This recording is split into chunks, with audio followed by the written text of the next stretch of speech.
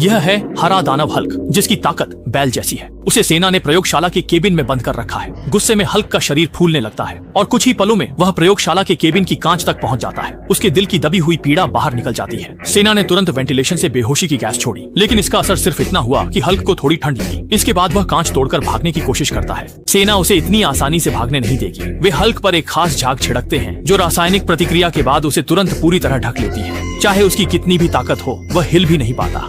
वैज्ञानिक एक बड़ा इंजेक्शन लेकर आते हैं जो आमतौर पर बैल को लगाने के लिए इस्तेमाल होता है, ताकि हल्क का खून का सैंपल लिया जा सके। लेकिन वह यह भूल जाते हैं कि जब हल्क गुस्से में होता है तो उसका शरीर भी गुस्से के साथ साथ और बड़ा हो जाता है। जल्द ही हल्क ने झागों को फाड़ डाला। सभी लोग डर के मारे भाग खड़े हुए। सिर्फ वैज्ञानिक ही मुकाबला करता रहा। उसने मशीन गन उठाकर हल्क पर गोलियां चलाई, लेकिन गोलियां उछलकर गैस सिलेंडर से टकरा गईं और वैज्ञानिक अपनी ही चालाकी में मारा गया। बाहर के सैनिक हल्क पर गोलियां बरसाते हैं, लेकिन अफसोस गोलियां उसे छू भी नहीं पाती और न ही उसे कोई दर्द होता है।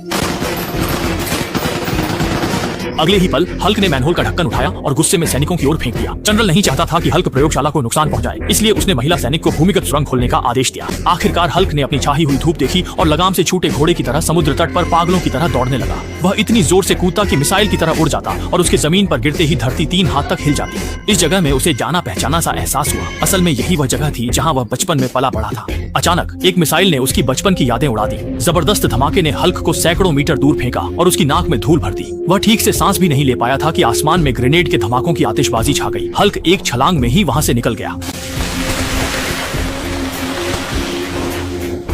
उसने देखा कि 4 टैंक तेजी से उसकी ओर बढ़ रहे हैं, तो उसने पहले हमला करने का फैसला किया। उसने नंगे हाथों से एक टैंक को पलट दिया, फिर उसकी टोप को पकड़कर 720 डिग्री घुमाया और पूरी ताकत से टैंक को कई किलोमीटर दूर फेंक दिया। दूसरे टैंक की टोप को हल्क ने उठा लिया। तभी बगल वाले टैंक ने तुरंत हल्क पर निशाना साध लिया। अच्छा हुआ कि हल्क ने अपने हाथ में पड़ी कबाड़ की लोहे की चादर को ढाल बना लिया, लेकिन इससे हल्क का गुस्सा और भड़क उठा। अब तो सैनिकों की खैर नहीं थी।